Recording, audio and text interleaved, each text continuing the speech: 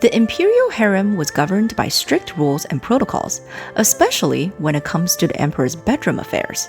Far from being a place of unchecked indulgence, the selection, preparation, and interaction between the emperor and his consorts were meticulously controlled by palace regulations, political interests, and even superstition. Everything from who was chosen to accompany the emperor to how she was transported, inspected, and recorded followed carefully established procedures designed to maintain order, ensure succession, and, most importantly, safeguard the emperor's life. Hi everyone, welcome back to my channel. Today, let's explore the fascinating and often surprising rules that dictated the most intimate aspect of life in the Forbidden City. In the Qing dynasty, on most nights after the emperor finished his second meal, the head eunuch from the Office of Affairs would present a meticulously arranged tray filled with jade plaques, each inscribed with the name of an imperial consort.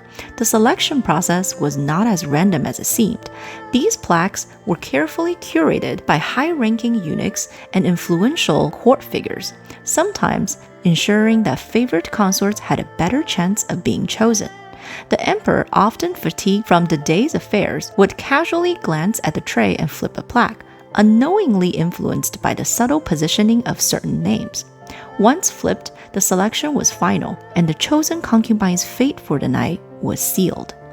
She would then be escorted through a series of rituals, ensuring she was deemed worthy and prepared for the imperial chambers.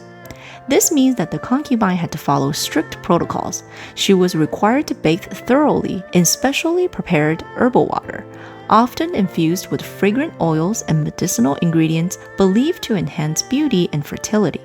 After bathing, she was attended by palace maids who meticulously combed her hair and dressed her in only a silk blanket embroidered with auspicious symbols. The concubine was then inspected by a senior eunuch to ensure she carried no hidden weapons or poisons before being placed on a perfumed stretcher. She would then be carried by eunuchs through the dimly lit corridors of the palace to the emperor's chamber. This method was not just a sign of her submission, but also a security measure. The emperor's safety was paramount, and requiring concubines to be physically transported ensured they could not conceal any dangerous items beneath their robes. Upon arrival, a final inspection would take place before she was carefully placed on the imperial bed. But why such an elaborate and seemingly excessive process? The answer lies in a combination of strict court protocols and the deeply ingrained fear of assassination, and the emperor's desire to maintain absolute control over his court. Being an emperor was not just about luxury, it was about survival. Many emperors faced assassination attempts, often from people closest to them. Some emperors had enemies among their own concubines, who were either political pawns or bore grudges. Security was always a paramount concern, and palace officials took extreme measures to protect the emperor. In the Qing dynasty, strict protocols were enforced when a concubine was selected for the night. Unlike in previous dynasties, concubines were not allowed to stay overnight with the emperor.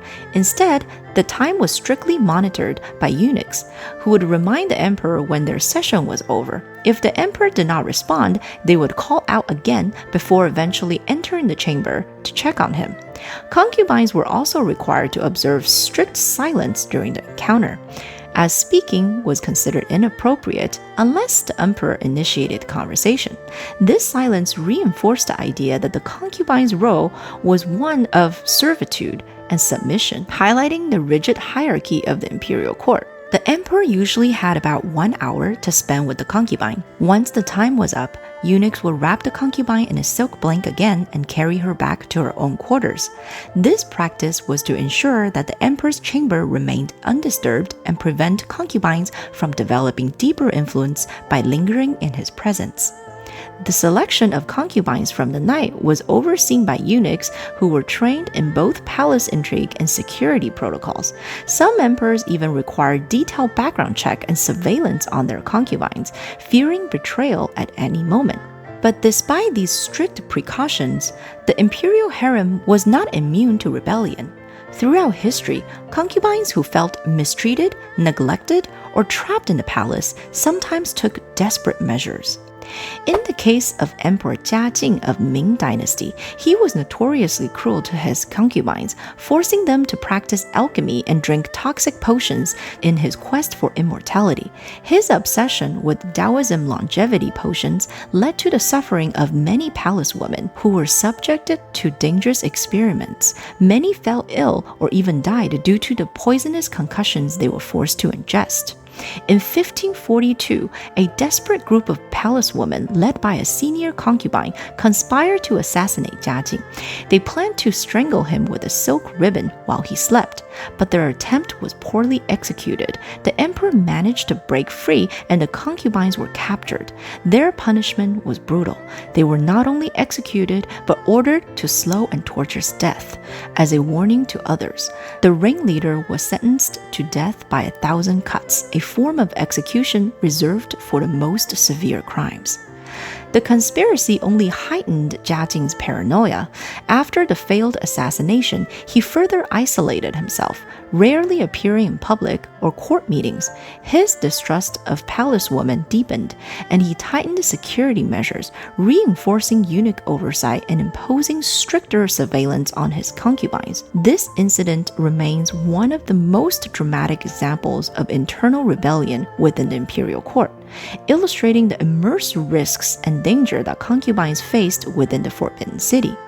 There were also times when a concubine couldn't be selected, specifically when she was on her period. In ancient China, menstruation was seen as inauspicious, and even emperors, with all their power, feared it. It was believed that contact with menstrual blood could bring misfortune, weaken vitality, or even taint an emperor's divine mandate. To navigate this issue, concubines used various subtle methods to indicate their unavailability. During the Han Dynasty, they would wear special gold rings as silent indicators. In the Tang Dynasty, a concubine would submit a folded note discreetly handed to the head eunuch, who would then ensure her name was temporarily removed from the selection for the night. Some even adopted a visual cue, such as tying a red ribbon around their wrist or placing a red lantern outside their chambers. Despite these customs, certain ambitious concubines reportedly concealed their menstruation to avoid losing favor. This led to severe consequences if discovered, as deception within imperial harem was treated as a grave offense. In extreme cases, eunuchs were tasked with monitoring the menstrual cycle of concubines to prevent any disruption to the emperor's rituals.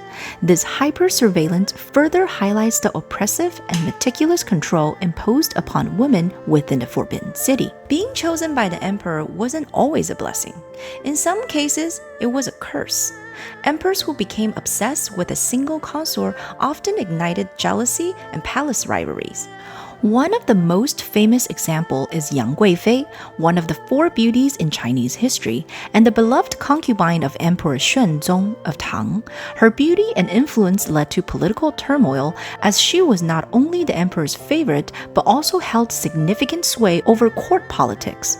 She was blamed for the excessive indulgence of Emperor Xuanzong, who became so deeply charmed by her that he neglected state affairs, leading to widespread dissatisfaction among officials and military leaders. During the Anlushan Rebellion in 755, General Anlushan led a massive uprising against the Tang Dynasty, exploiting the weakened state of the empire caused by the emperor's preoccupation with Yang Guifei and her family's growing power. As rebel forces approached the capital, the imperial court fled to Sichuan. Along the way, the emperor's own soldiers, frustrated by the downfall of the empire and seeking someone to blame, demanded that Yang Guifei be executed to quell their anger. Fearing mutiny, Emperor Xuanzong had no choice but to order her death. Yang Guifei was led to a temple in Mawei, where she was forced to take her own life, though some accounts suggest she was strangled by imperial guards. It is said that even after her death, Emperor Xuanzong mourned her deeply, longing for her presence.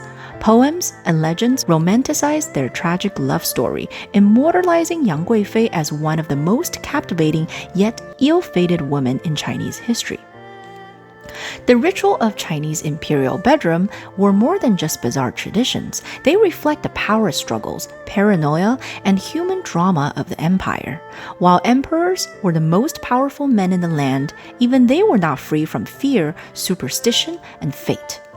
These imperial events may be history, but they continue to fascinate us today, whether in historical records, dramas, or legends. The imperial harem remains one of the most intriguing aspects of Chinese history. What do you think? Would you have wanted to be an imperial concubine? Let me know in the comments below. Thank you for watching my video today, and I'll see you in the next one. Stay curious, stay magical.